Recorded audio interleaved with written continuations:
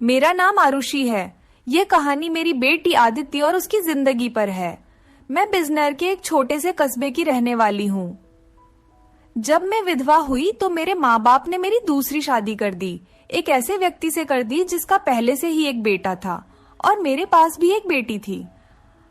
अब मेरा बेटा और बेटी एक ही कमरे में सोते थे, मगर सुबह उठते ही मेरी बेटी बेड की चादर दिन प्रतिदिन चेंज कर देती, फिर मुझसे छुप छुप कर पुरानी चादर धोती और खुद नहाने चली जाती।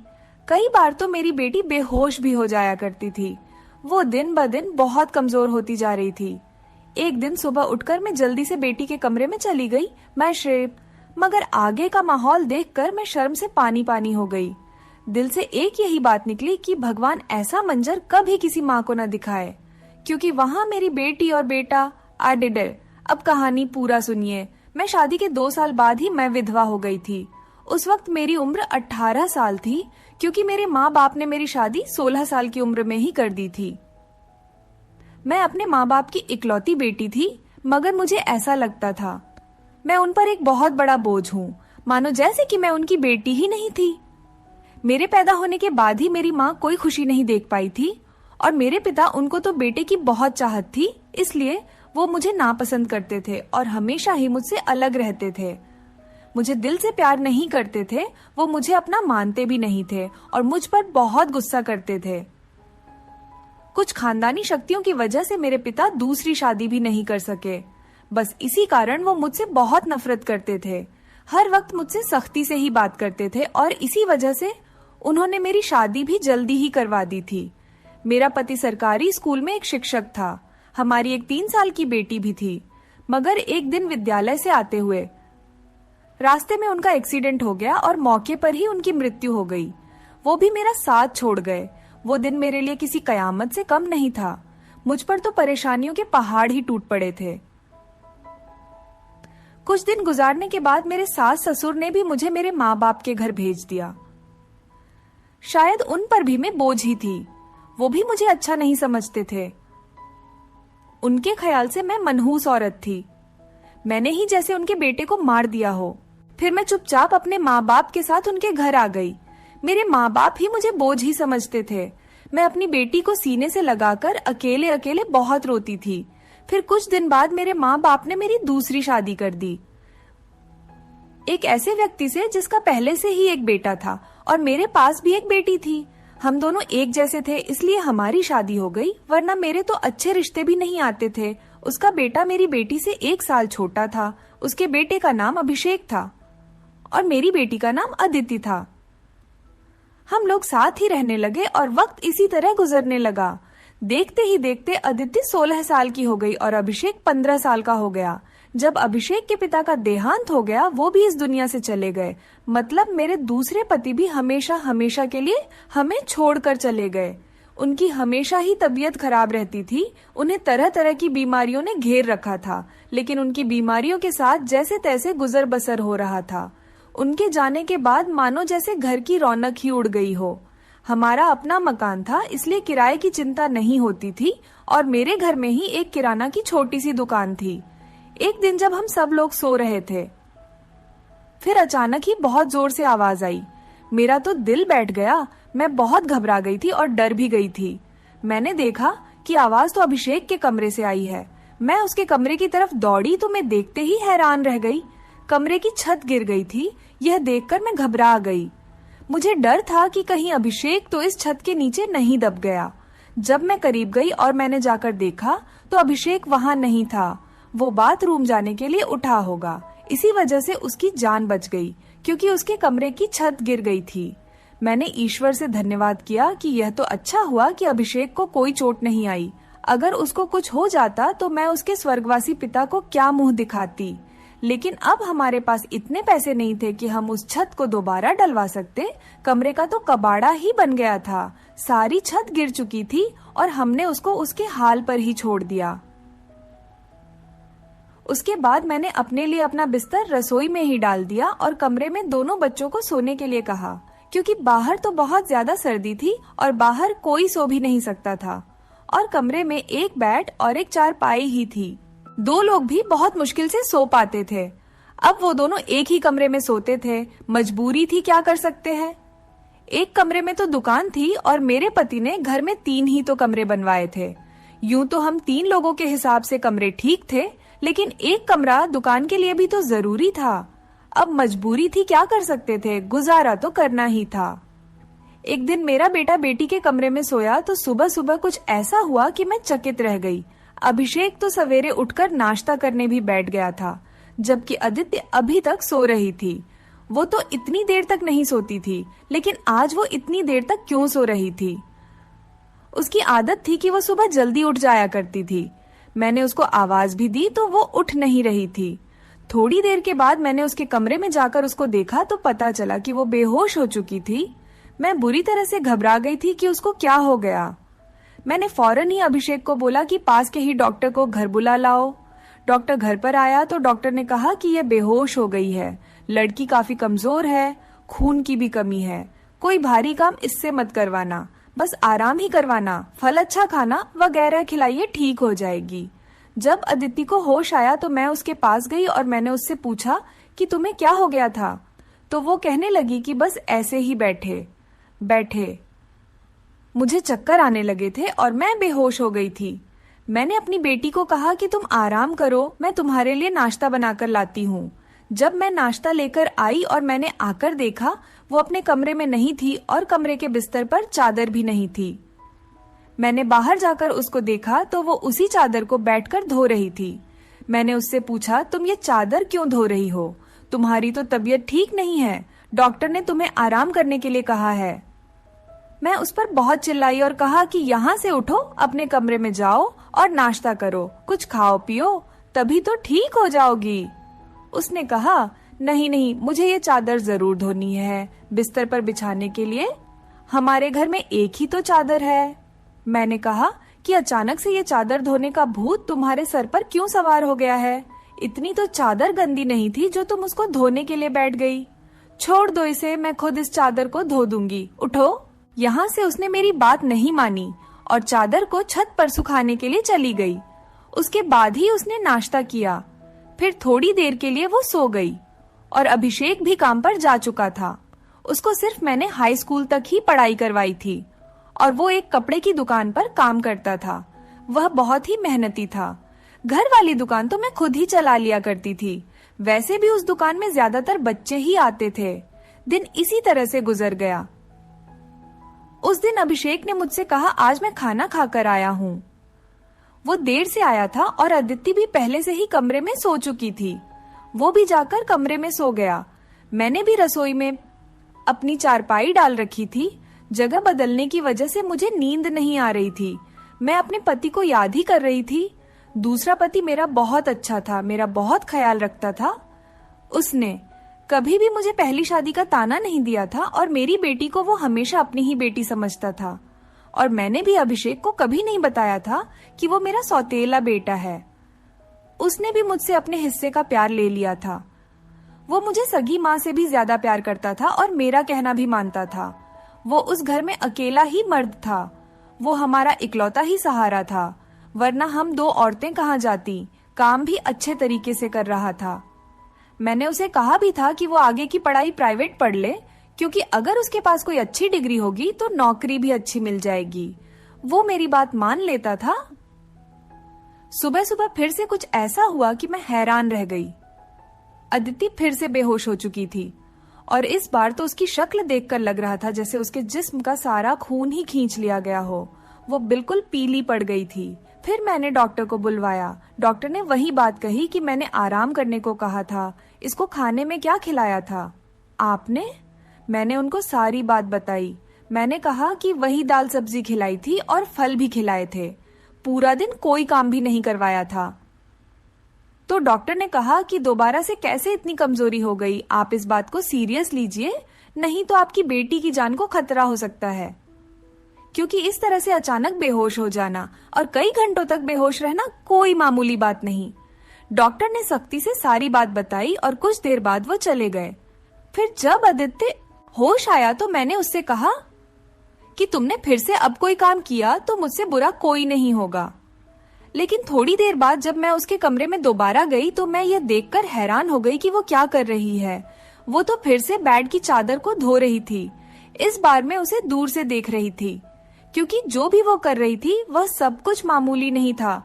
वो बेहोशी से उठकर चादर को धोना शुरू कर देती थी। यह सब क्या हो रहा था? वो ये सब क्यों कर रही थी? जब से मेरे बेटे ने उसके कमरे में सोना शुरू किया था, तभी से वो ऐसा कर रही थी, और बेहोश भी तभी से हो रही थी। अभिषेक उसके लिए था तो सौतेला भाई, लेकिन बचपन से दोनों एक साथ ही पले बड़े हैं। उन दोनों में तो सगे भाई बहनों जैसी मोहब्बत थी। फिर ऐसा क्या हो रहा था? मेरी बेटी की तबीयत दिन भर दिन क्यों खराब होती जा रही थी? मैं रोती और सोचती रहती कि यह सब कुछ क्या हो रहा है। एक औरत कमजोर तब होती है जब वो बच्चे पैदा करती है तो उसके अंदर बिल्कुल भी ताकत नहीं रहती, लेकिन जवान लड़कियों यूं बेहोश होने लगे। यह तो कोई नॉर्मल बात नहीं थी। दूसरे ही दिन उसने चादर धोकर छत पर सुखाई। वो आसपास भी उसे ही देख रही थी कि जैसे मैंने उसे देखा तो नहीं है। मैं रसोई की खिड़की से ये सब कुछ देख रही थी। मैंने भी उसको ऐसा एहसास नहीं होने दिया जैसे मैं उसको देख रही हूँ। लेकिन मेरी बेटी क्या कर रही थी? वो फिर से बिस्तर पर आकर लेट गई और उसने अपने ऊपर वाली चादर को ओढ़ लिया ताकि मुझे कुछ पता न चले। नीचे वाली चादर है या नहीं ये मुझे नहीं पता था। मैंने उसको नाश्ता करवाया और दवाई दी। दुकान अच्छी नहीं चल रही थी। हमारी दुकान पर कोई बड़ा ग्राहक नहीं आता था। सिर्फ बच्चे ही गोलियां और टॉफियां लेने आते थे जो 5 रुपए देकर चले जाते। इसी तरह से तो काम नहीं चलने वाला था।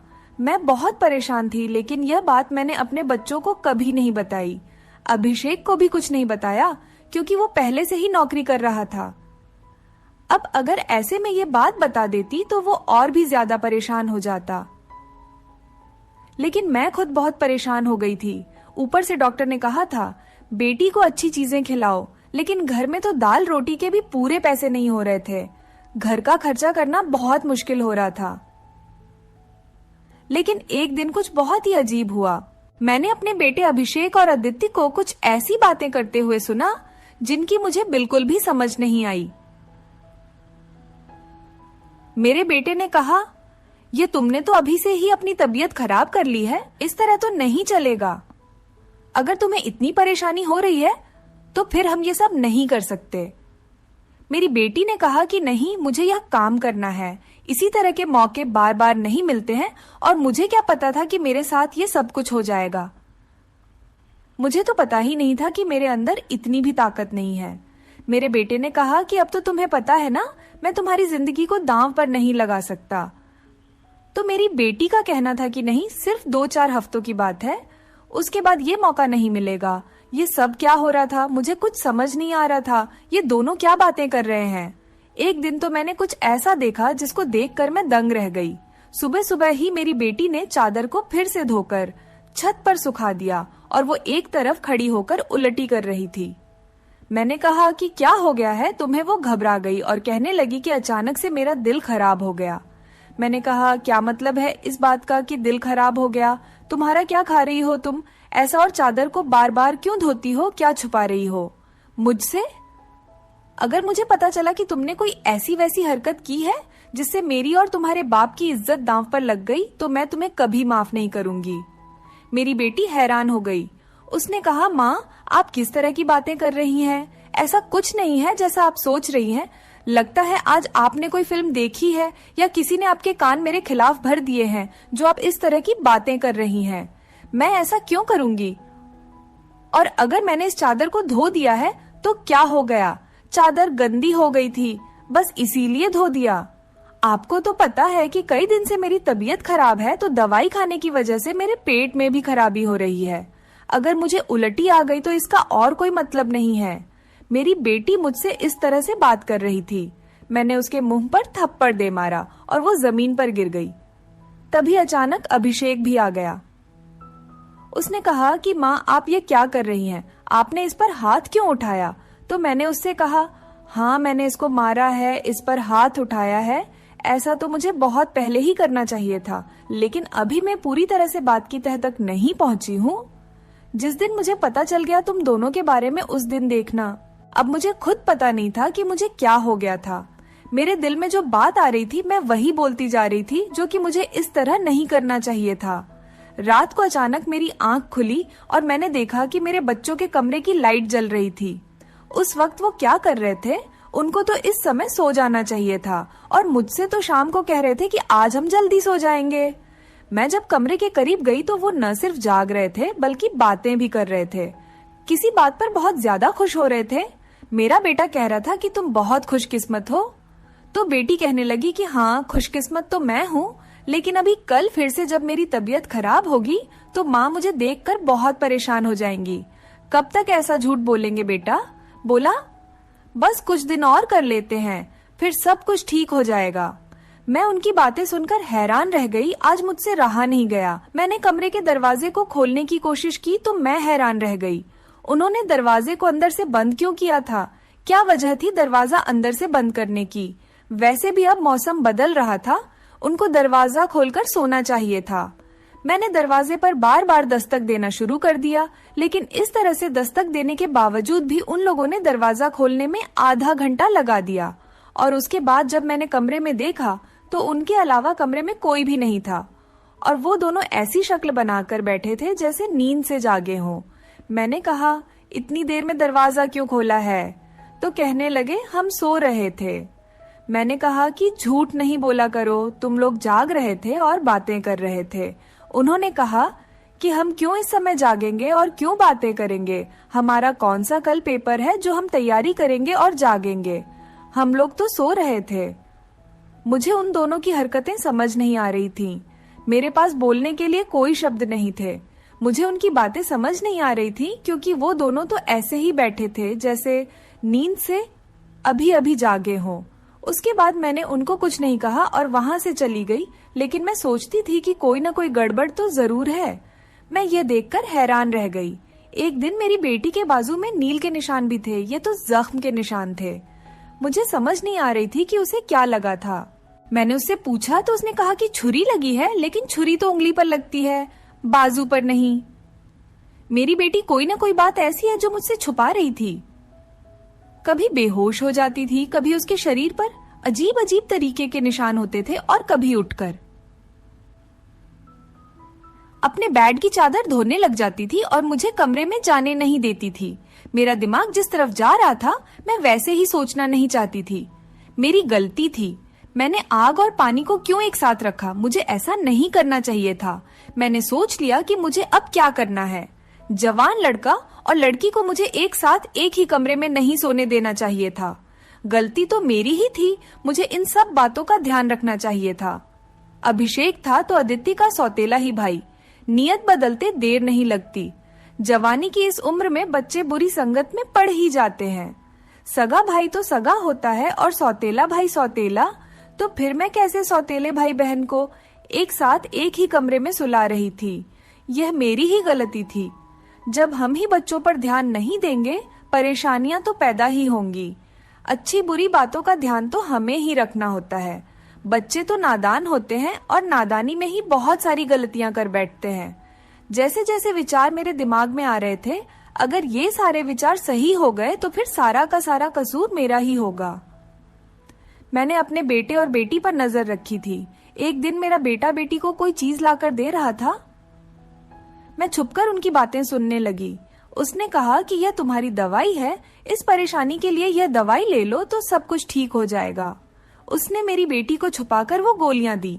मैं परेशान हो गई कि ये किस चीज की गोलियां उसको दे रहा है। आखिर ऐसी क्या बात है जो परेशानी ये दोनों हल करना चाहते हैं और उसके बारे में मुझे नहीं पता। और ये दवाइयां कुछ अजीब सी क्यों लग रही थी? मेरी बेटी ने भी वो दवाइयां फौरन से पकड़ ली और उनको अपने दुपट्टे के पल्लू में छुपा लिया। बेटे ने कहा कि रात को सोने से पहले खा लेना, तो फिर अगले दिन तो बेहोश बिल्कुल भी नहीं होगी। और 2-3 दिन तक तो मेरी बेटी वाकई बेहोश नहीं हुई थी, लेकिन उसके बाद शायद उसकी वो गोलियां खत्म हो गई और एक दिन बाद फिर से मेरी बेटी बेहोश हो गई थी। मेरा बेटा भी घर पर नहीं था, इसलिए मैंने आज फायदा उठाने के बारे में सोचा। मैंने वो चादर बहुत ही होशियारी से बेटी के नीचे से खींच ली और उसको तरीके से तय करके अपने कमरे में ले आई। मुझे खोलकर देखना था कि इस पर ऐसा क्या लगा होता था जिसकी वजह से मेरी बेटी सुबह उठते ही उसे धोना शुरू कर देती थी और यहाँ तक कि अपनी बीमारी का भी ख्याल नहीं करती। जब मैंने चादर को खोलकर देखा तो पहले तो मुझे कुछ नजर नहीं आया, लेकिन जब मैंने ध्यान से देखा तो यह देखकर मैं हैरान रह गई कि उस चादर पर सफेद सफेद बाल थे और पूरी चादर बालों से भरी हुई थी। मुझे समझ नहीं आई ये किस चीज के बाल हैं, क्योंकि ये बाल बिल्कुल सफेद और छोटे छोटे बाल थे। मैं हैरान हो गई, लेकिन मुझे ये बात समझ नहीं आई। मैं सोचती रही कि ये सब कुछ क्या हो रहा है।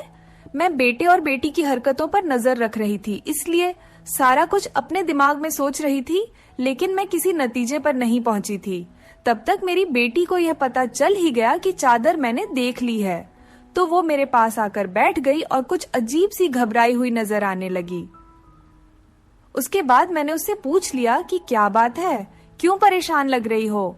तो उसने कहा कि माँ वो चादर कहाँ है? तो मैंने उससे कहा कि वो तो मैंने धोकर डाल दी है। ये कहकर वो मेरे पास से जाने लगी, तो मैंने उसका हाथ पकड़कर उसे रोक लिया और मैंने कहा कि मैं सब कुछ देख चुकी हूँ, उस चादर पर जो भी लगा हुआ था। मुझे बता दो ये सब कुछ क्या है? तुम मुझसे इतने दिनों से क्या छुपा रही हो? मैं बहुत परेशान हो गई हूँ, मेरे दिमाग में बहुत बुरे बुरे विचार आ रहे हैं। वो मेरे पास बैठ गई और फिर मेरी बेटी ने मुझे ऐसी बात बताई कि मेरे कदमों तले से जमीन निकल गई। मेरी बेटी ने मुझे बताया कि माँ जैसा आप समझ रही हैं वैसा बिल्कुल भी नहीं है।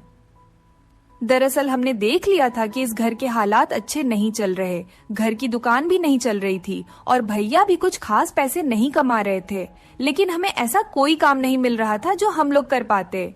फिर भैया के एक दोस्त ने उसको एक काम दिया। दरअसल उसने कुछ बहुत ही नस्ली किस्म के बिल्ली के बच्चे रखे हुए थे, जो कि 3 से 4 की तादाद में थे, लेकिन उनको संभालना उसके बस से बाहर था। इसलिए उसने हमें उन बच्चों को संभालने का काम दिया और उस काम के बहुत सारे पैसे दिए। दरअसल भैया भी पूरा दिन वहीं होते थे, लेकिन रात में भाई को आराम भी करना होता था, इसलिए उन बिल्ली के बच्चों को कमरे में ले आते थे और मैं उनको संभाल लेती थी। उन्हीं के बाल सुबह चादर पर लगे हुए थे, जिसको मैं सुबह को धो देती थी, क्योंकि हमें पता था कि आपको इस तरह की चीजें अच्छी नहीं लगती और हम आपको यह सब कुछ बताना भी नहीं चाहते थे। हम ये सब काम कर रहे हैं और मुझे बाद में पता चला कि मुझे बिल्ली के बच्चों से एलर्जी हो जाती है, जिसकी वजह से मैं सुबह को बेहोश हो जाती थी। भैया ने मुझे जो दवाइयां लाकर दी थी वो भी इसी चीज की थी, ताकि मेरी एलर्जी कम हो जाए। माँ, भैया का वो दोस्त बहुत अमीर है और वो इस काम के हमें बहुत ज्यादा पैसे भी दे रहा था। वो हमें एक दिन के 1000 रुपए दे रहा था और आज उन बच्चों का हमारे घर में आखिरी दिन था, क्योंकि अब वो उन्हें लेकर दूसरे शहर चला गया है और हमने इतने पैसे कमा लिए हैं कि हम उस कमरे की छत भी डलवा सकते हैं और घर का कुछ राशन भी ला सकते हैं। हमें पता है कि आपको पालतू जानवर पसंद नहीं है, इसलिए हमने आपको ये बात नहीं बताई थी, लेकिन आपने तो न जाने हमारे बारे में क्या क्या सोच लिया। हम पर इतना शक किया। आपने हमारे बारे में जो बातें की वो हमारे दिल में तीर की तरह जाकर लगती थी। मैं जानती हूँ कि वो मेरा सौतेला भाई है, लेकिन वो मेरे सगे भाइयों से भी बढ़कर है। उसने हर बार सिर्फ हमारे बारे में ही सोचा है, जबकि देखा जाए तो हम उसके क्या लगते हैं। उसका पिता तो इस दुनिया से जा चुका है और उसके अपने रिश्तेदार भी तो हैं, जो कि हमसे बहुत ज्यादा अमीर हैं। वो उनके साथ जाकर भी तो रह सकता है, लेकिन वो फिर भी हमारे साथ रहता है, क्योंकि वो हमें कभी अकेला नहीं छोड़ना चाहता। उसने हमेशा मुझे अपनी सगी बहन ही माना है। उसने कभी मुझसे कोई गलत बात नहीं की और वो हमारा साथ भी देता है, हमारे लिए बहुत कुछ करता है। पूरा दिन वो काम करता था, रात को मैं उसकी मदद करती थी। वो कहता था कि वो रात में भी ये सब कुछ कर लेगा। दिन भर तो वो बेचारा मेहनत करता था, इसलिए मैंने उससे कहा कि रात को तुम आराम किया करो, बच्चों को मैं देख लूंगी, इसलिए मैं उसकी मदद कर रही थी। मुझे यह सुनकर बहुत ही ज्यादा अफसोस हुआ और मुझे खुद पर बहुत गुस्सा भी आ रहा था। मैंने अपने बच्चों के बारे में क्या क्या सोचा। मैं अपने बच्चों के बारे में जितना गलत सोच रही थी, मेरे बच्चे उससे भी कई गुना ज्यादा अच्छे हैं। इतनी गलत बातें मैंने उनके बारे में सोची जितनी मुझे सोचनी भी नहीं चाहिए थी। हमने ये बात अभिषेक को नहीं बताई। अदिति ने भी उसको कुछ नहीं बताया कि मुझे सारी बात का पता चल गया, क्योंकि अब यह काम वैसे भी खत्म हो गया था और मैं उसकी नजरों में और ज्यादा गिरना नहीं चाहती थी। कुछ दिन बाद अभिषेक ने उस कमरे की छत डलवा दी और अब हमारे घर का कमरा भी ठीक हो गया था। धीरे धीरे हमने बहुत मेहनत की। मेरी बेटी ने भी घर में बच्चों को ट्यूशन पढ़ाना शुरू कर दिया था। हमारे हालात पहले से बेहतर होने लगे। धीरे धीरे इतने बेहतर हो गए कि हमारे घर में कोई तंगी नहीं रही। मेरे साथ जिंदगी ने बहुत बुरा किया था, लेकिन अच्छा यह किया कि मुझे बहुत ज्यादा नेक और अच्छे बच्चे दिए, चाहे वो मेरे अपने थे या पराई। ईश्वर की कृपा से मेरे दोनों बच्चे बहुत ही मेहनती हैं और इस बात को समझते हैं कि अभी उनकी मेहनत के दिन हैं। हाथ पर हाथ रखकर नहीं बैठ सकते, क्योंकि उनके सर पर पिता का साया नहीं था और मैं भी कुछ खास कर नहीं सकती थी। इस बात का उनको एहसास था और यह एक बहुत बड़ी बात है। ईश्वर की कृपा है कि अब सब कुछ ठीक हो गया। ऊपर वाले का लाख लाख शुक्र हुआ। जैसा मैं सोच रही थी वैसा कुछ नहीं हुआ, लेकिन ऐसा हो भी सकता था। अगर ऐसा होता तो मैं कहाँ जाती। बस आखिर में इतना कहना चाहूंगी, जो ऊपर वाला चाहता है होता वही है। मेरे बच्चे बहुत समझदार हैं और उनके दिल में कोई ऐसी बात नहीं है, लेकिन फिर भी मैं ऐसी माँ को नसीहत करूंगी, बच्चों के साथ के इस मामले में थोड़ी एहतियात जरूर करें और वो गलती न करें जो मैंने अपने बच्चों के साथ की है। मुझे दोनों को एक कमरे में नहीं रखना चाहिए था, क्योंकि जो न हुआ और वो हो भी सकता था, और अगर वो हो जाता तो सब कुछ खत्म हो जाता। मेरे बच्चे तो समझदार थे, शायद मेरे साथ इसलिए ऐसा नहीं हुआ। अपने बच्चों का ध्यान रखें, उनकी जिंदगी पर भी ध्यान रखें और वो कब क्या कर रहे हैं इस बारे में पूरी जानकारी रखें, और बच्चों पर प्यार करने के साथ साथ थोड़ी सख्ती भी रखें, और वो क्या गलती कर रहे हैं क्या नहीं, इन सब बातों के बारे में उनसे जानकारी लेते रहें और इस बात का ध्यान रखें। जब बच्चे जवान हो जाएं तो उनका बिस्तर अलग कर देना चाहिए। आपसे भी यही सब कहूंगी कि अपने बच्चों का ध्यान रखें।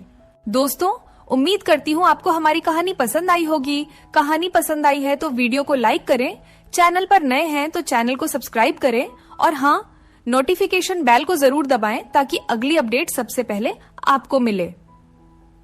धन्यवाद। वीडियो देखने के लिए एक लाइक जरूर कर दीजिए। यहाँ तक देख लिए है तो